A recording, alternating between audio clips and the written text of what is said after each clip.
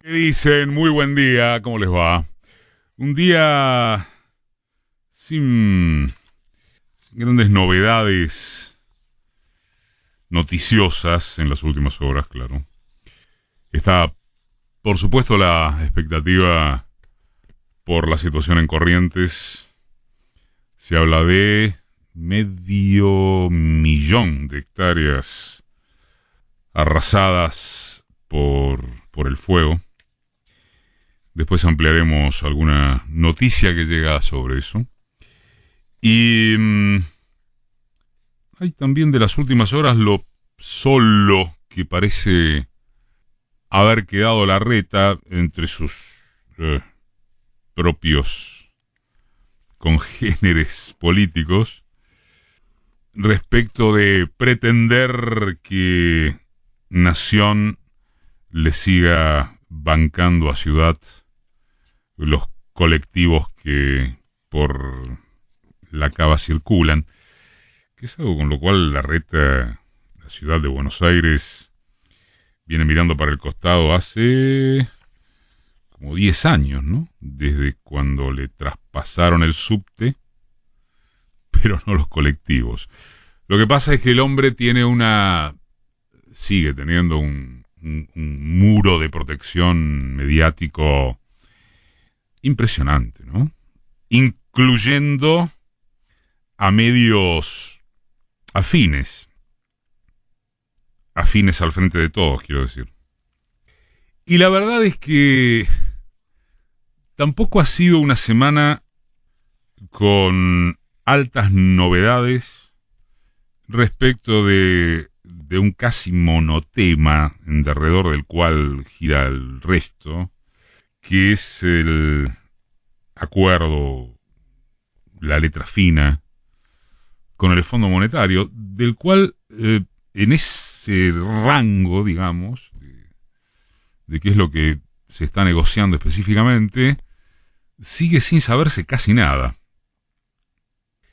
Y en ese sentido vamos a ser reiterativos respecto de cosas que decíamos hace 7 días. Porque hay que ser reiterativos en torno de este tremendo intríngulis de saber ubicarse sin tener dudas, o teniendo las menos posibles, frente al horror de la deuda que dejó Macri. Es probable que ninguna vez, desde el recupero democrático, haya habido un momento más complicado para resolver políticamente eso de la dialéctica, es decir, la eventual resolución de las contradicciones. Si es por la violencia anímica que produce tener que pagar eso que dejó el modelo perverso votado por gran parte del pueblo en 2015 y ratificado en 2017, es razonable aquello que expresó Máximo Kirchner en su renuncia a la jefatura del bloque parlamentario, por más que, como dijimos en la nota editorial anterior, no estemos de acuerdo con la oportunidad elegida y con la falta de argumentación. Pero claro, si es por las chances realmente existentes, se hace casi imposible no volver a coincidir con que el único acuerdo es el único acuerdo tolerable, dirías, es el menos peor. Insisto, sin que sepamos nada prácticamente. Porque hasta acá, lo comprobable o la hipótesis más firme es que el gobierno simplemente evitó un golpe de mercado que era inminente a través de haber disparado el dólar hasta valores de conmoción social. Pero lo cierto es eso de que todavía no hay acuerdo alguno con el Fondo Monetario y que lo que sí hay es esa ficción de haber arreglado algo en principio para patear la pelota arriba de donde está la popu y los factores de poder. Nada más.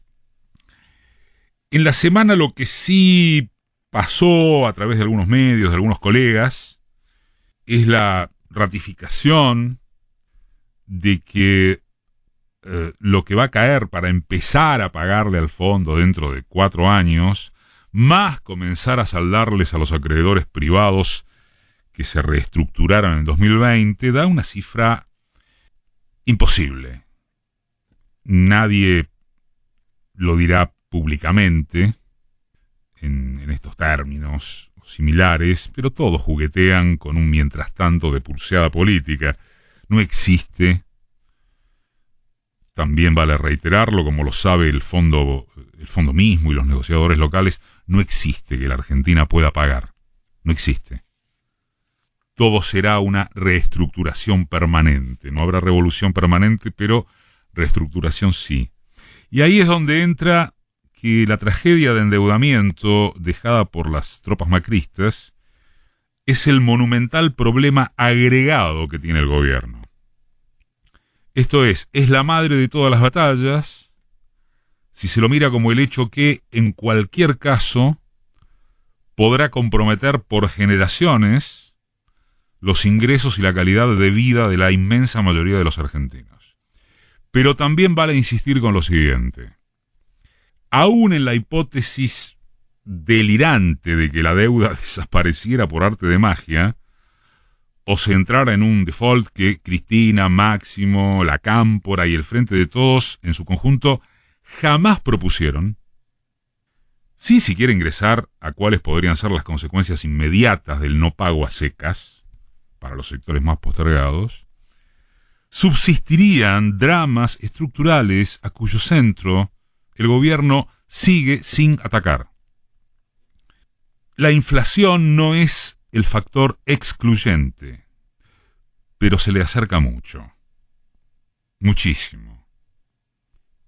¿Cuál explicación técnico-productiva, sensata y, por ejemplo, puede haber para justificar que, sin ir más lejos, en plena pandemia, con la actividad económica detenida o limitada a lo sustancial, se hayan mantenido índices inflacionarios que el mundo observa estupefacto? El sábado pasado hacíamos la figura, que no es figura, es actualidad estricta en rigor del precio del kilo de lechuga, por lo menos acá en donde atiende Dios. Con los productos frescos pasa inevitablemente que los saltos gigantescos que pegan son adjudicados a factores climático-estacionales, que debe estar muy bien, pero siempre hay alguno de esos que sirven a fines argumentativos, en lugar de cuestionar cómo puede ser que no se los prevea, que no haya estrategias y tácticas capaces de amortiguarlos, que las explicaciones no suenen a zaraza. Si no es la lechuga es el tomate, si no es el tomate es el morrón, y así sucesivamente, y a continuación o antes, ahora, el pan. El pan. 20 a 25% va a subir esta semana. La nafta, los cortes de carne, el alquiler, el transporte público y los subsidios, etcétera, varios o múltiples. De vuelta porque ya lo señalamos. Hay la pregunta de si acaso todo eso es cuestión de cómo se arregla o no con el Fondo Monetario. Y la respuesta de que puede incluirlo tanto como lo excede, e igualmente renovado el interrogante de si no será que ponerse a favor o en contra de acordar con ese organismo sirve al ideologismo antes que a la ideología, en vez de preguntarse a qué intereses del poder debe afectarse, con cuál construcción de fuerza político-social, para aunque sea demostrar alguna vocación confrontativa. Y esa actitud y aptitud requieren de propuestas que superen una poética de frases a la Bartola, muy comprensiblemente embroncadas o furiosas, que aguantan expresarse en un foro, en un WhatsApp, en charlas al paso, pero no en aquello de las efectividades conducentes. Propuestas que tomen nota de la sociedad en que se vive, y no en la que se desea que fuese.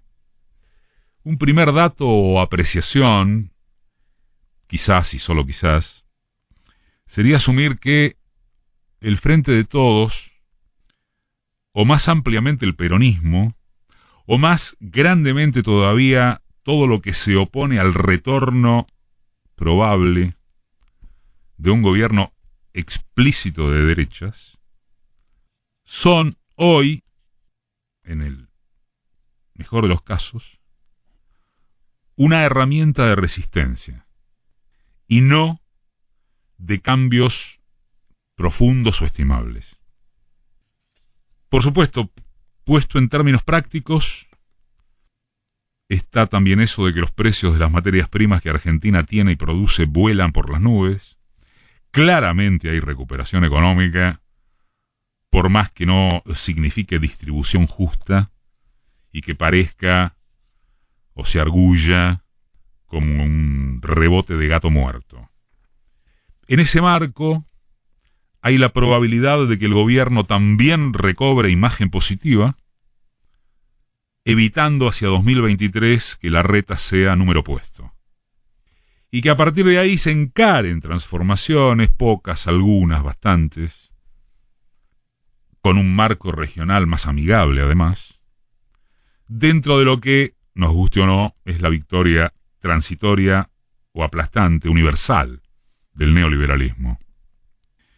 Pero desde ya podría ocurrir parcial o completamente todo lo contrario. Que el fondo se pone firme en la letra chica, la que no conocemos. El ajuste contra quienes menos tienen se manifiesta a poco de andar. La clase media se subleva por, pongámosle, un saque en las tarifas de los servicios públicos. Un grueso de la sociedad representativa o significativa no lo resiste. Y solo eso. Puntos suspensivos. Excepto que alguien tenga el diario del lunes y certifique una conciencia social repentina por izquierda, o bien un giro marcado a derecha con Macri o sucedáneos redivivos. En síntesis, digamos, es un juego de probabilidades respecto del que cualquiera que asegure tener certeza absoluta, tener la posta, es simplemente un tremendo chanta analítico. Porque no es otra cosa que eso quien afirme carecer de contradicciones o inseguridades en este momento político en particular. Y para concluir, y acerca de los pies en la tierra o algo de eso, sirvámonos de un episodio baladí o demasiado contundente, como ustedes quieran. Nos referimos a la conferencia de prensa de la portavoz presidencial, Gabriela Cerruti, que dio espacio para, tal vez, el momento más lisérgico, marciano, que haya podido imaginarse en un ámbito institucional, público, como el que era. Periodistas, por decir, preguntando si Argentina virará al comunismo tras el viaje del presidente a Rusia y China. Reclamando que haya respuesta oficial a un off desde Washington acerca del disgusto del Departamento de Estado por afirmaciones del presidente sobre la necesidad del multilateralismo geopolítico. Planteando que hubo elogios presidenciales desmedidos hacia los connotados criminales políticos, Putin, Jinping, dale que va, con quienes se reúnen y negocian todos los líderes políticos del orbe. Bueno, la parte fácil, como ocurrió, es señalar que el cipallismo no tiene límites y que Saborido y Capusotto quedaron en la lona. La parte difícil, muy difícil, consiste en admitir que para que pueda haberse producido una de estas instancias, comillas, periodísticas más desopilantes de que se tenga memoria, para que se pueda haber producido, resulta imprescindible una aceptación social enorme o considerable, capaz de admitir esos valores, esa ignorancia, capaz de estimularlos y de votarlos. Sería interesante que lo tengan en cuenta quienes confunden deseos con realidad.